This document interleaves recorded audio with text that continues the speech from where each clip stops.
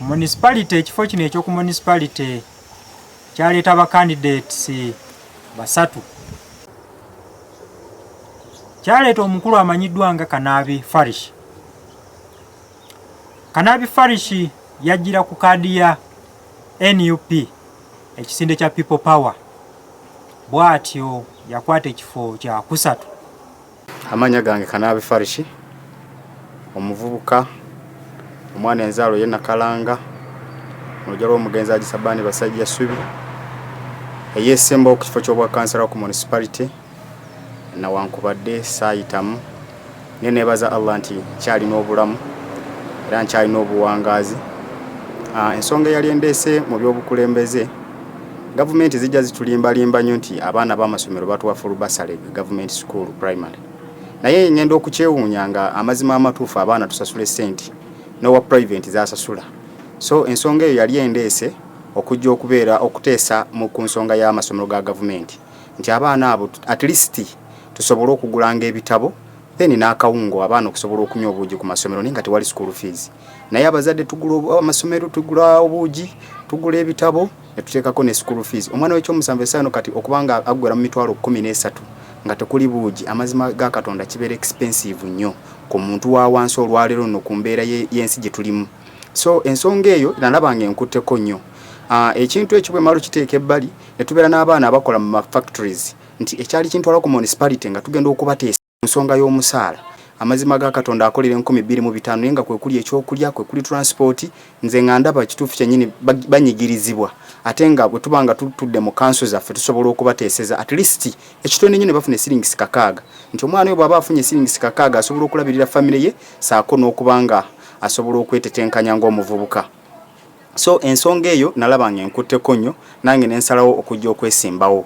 Mulekwa tafiiriddwako saako n'abakadde nti abakadde bano at least buli luvannyuma lwa mwaka bandibadde bafunayo omusaala gwa gavumenti gwe babawa nga gwo teguli kugagamba sime buli mwezi afuna 2 nga kyo kijja nga amazima ga Katonda kya mukadde.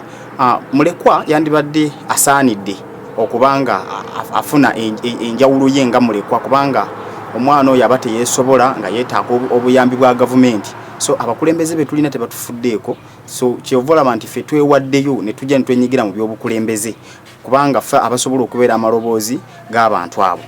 Naye ekintu ekyo ngeri gye kitaasoboka nja kutwala omukisa oba okwebaza mumuluka Nakalanga abantu bange abasobola okunjirawo omubiri Nakalanga na Miyaji Kirugwali Maasi saako Malire ne Mulange. Baganda bange amazima ga Katonda akalulu tekawera naye nkakasa nti 2026 bwe mba nkomyewo nkakasa njagala twerwaneko nnyo okusobola okutuusa amaloboozi gaffe mu kanso. Nze amaloboozi gammwe 2026 nkomawo. Kyaleeta omukulu amanyiddwa nga Muwuliza Jackson. Ngono Muwuliza Jackson musomesa mutendeke era emirimu gye agikakalabiza wali ku ssomero lya New Hope Foundation Nursery and Primary School.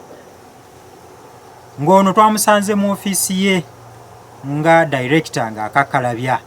Omukulu ono yajjira ku kaadi ya NRM ekisinde kya movement giyite bus.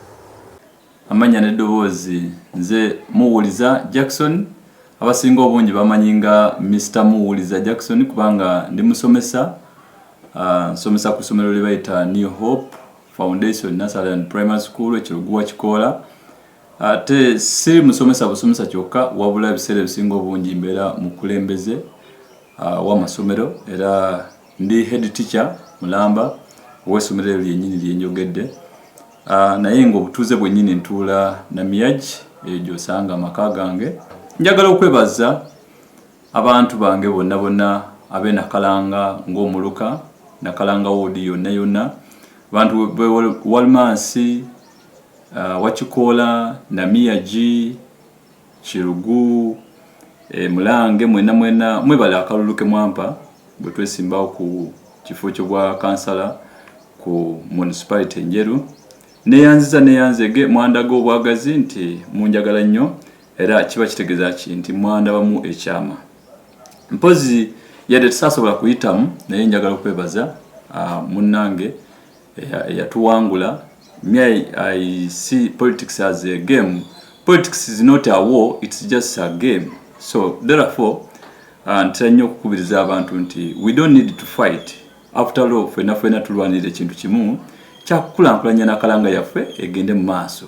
Bwabanga nze abantu abalonzi nga bandabamu obunafu bwonna, nze siina buzibu bwonna, ekintu kiba kimu baba basazeewo bennyini ne bagamba nti no, kirabika ono asingako oli, ono asingako ono.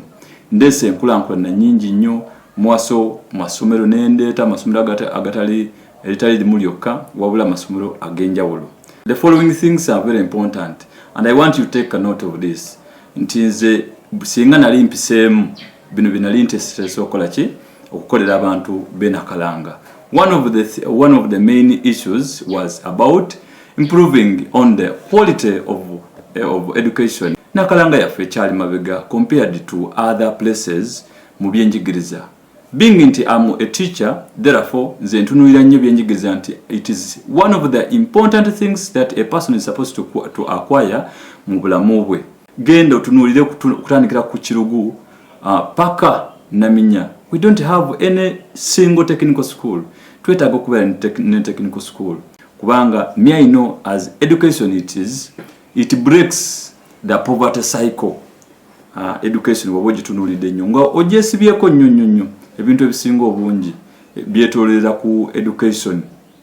Bwe mbanga nzadde nze nga nze nsomye, bwe mala okusoma n'ensomesa omwana wange ajja kukwagala, bw'aba mulenzi ajja kwagala awasa omuwala nga yasoma.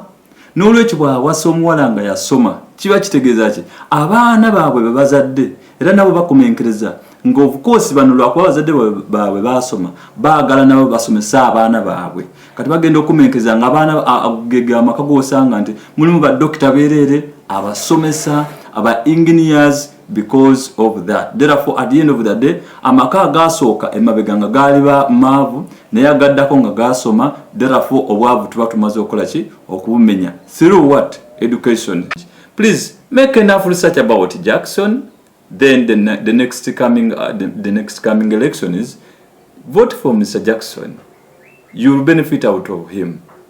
Another point is like this, connecting many people to many jobs. Nze manyi nti emisolo nsonga nkulu nnyo, mwetaaga omuntu alwanirira ensonga eyo. Bwe bakyajinga ennyo amasomero emisolo, then tugenda okukomenkereza nga n'omuzadde naawe obonyaabonye kubanga gwe bagereka school fees ennyingi. Jackson waali okubeera nga abalwanirira ku misolo ebyamataka, muwuliza Jackson wendi nsobola okubalwanirira. N'olwekyo byokwogera bingi nnyo naye nsaba Katonda abankuumire abampeera omukisa. May God bless you. I remain muwuliza Jackson, counselor to be in the year 2026 of course. Mwe mwali omukulu amanyiddwa nga Iga Johnson, ngono neera yaddamu n'awangula ekifo ekyo. Yajjira ku kaadi ya DP ekisinde kya Nkumbi egumire. Nze Muyinza John Iga, kansala w'omuluka gw'e Nakalanga Njeru Municipality. Njagala okwebaza abantu bonna aba Nakalanga ng'omuluka okumpa akalulu obungi bwe batyo. Siina gwe nasosolamu era siina gwe ngamba nti gundi tiyampa akalulu nti gundi yampa akalulu. Abantu olubabumpa mu bungi njagala okubebaza. Ate njagala n'okwebaza bannanga abajja okunvuganya kubanga balaga obuvumu n'amaanyi okujja okuvuganya. Kizibu nnyo okusanga omuntu okuyitawo nga tavuganyiziddwa. Nakyo nabo njagala okubebaza olw'okufuna obuvumu obwo okujja okunvuganya ate n'okubasiima nti oluvannyuma lw'okulonda nga kuwedde bakkiriza nti mbawangudde era ne banjozaayoza. Njagala okusaba abantu bonna abaawangulwa naffe abaawangula okuddawo okubeera obumu okuzimba omuluka gwaffe, okuzimba division yaffe kubanga obumu gemaanyi. Olwekyo njagala abantu okuba kupira omulanga nti emyaka 5 si mingi. Emyaka 5 si mingi. Nsaba abawanguddwa basobole okubeera mu bantu ate bakole ebibagwanira emyaka 5 egiddako osanga mukama anakkiriza ne baddamu okufuna obukulembeze obwo. Eno si enkomerero ya Uganda, eno si enkomerero y'omuluka gwaffe. Njagala kubakubiriza ffenna okubeera ekitole tulwanirire okulaba nti tutuusa ku bantu baffe service. Nze sijja kwekobaana n'abantu baagala kunyigiriza abantu nga emabega bwembadde kubanga ekisooka nina amazima nina obwesigwa ate guno gwe muluka gwe sagenda kuvaamu era genteekeddwa okuziikibwamu. Njeru municipality era njagala okukakasa abantu nti 2026 sidda kubwa kansala tugenda kuteekateeka obukulembeze tuyina ekifo ate ekinene kyetugenda okusobola okuba nti tweteekera okuva ne mu kisanja kino abantu kubanga batusabye tudde mu kifo ekirala kino kati balowooza tetujja kusobola kubasaavinga bulungi nnyo nga buteekeddwa kubasaavinga nga tulina ekifo ekirala kyetugendako. Era enteekateeka yange ey'omulundi guno njagala bannange bansonyiwe nyatandika okunoonya akalulu mu divisioni yonna. Sigenda kubeera ku muluka gwokka nti nnakolera muluka gwokka bwe mba mbadde ngubaamu 50 then nja kubeeramu 25 ate n'emiruka emirala nagyo ntandika okuba nti njikola ki nti njibaamu. Yenteekateeka gye nna 2026 si lowooza kuvuganya mu muluka gwa Nakalanga gwokka, tulina ekifo ekigenda okugatta divisioni eno yonna kyetugenda okunoonya. Bukya nga obwanga bwa mindi tetufunanga muntu avuganya kifo kya divisioni yonna. Nze agenda okusooka okuba nti nvaayo okuvuganya ekifo kya divisioni yonna n'olwekyo kyaffe ffenna ng'abantu si kyange ng'omuntu. N'ebigambo ebyo njagala okwebaza olw'enteekateeka ate eno gy'okoze nti nungi ejja kutuusa osanga ku kyengedde. Mbebaziza nnyo, mwebale nnyo, mwebalire ddala. Kansala Yiga Johnson mu bigambo bye akakasa nti si waakudda nate kusaba kisanja, wakweyongerayo nate ku kifo ekirala waggulu. Kansala kolera abantu nate basobole okuwa akalulu 2026 akanakusobozesa nate okuwangula ekifo ky'onaaba ogiddeko. Bw'otaakolere bantu tobasuubira okuwa akalulu 2026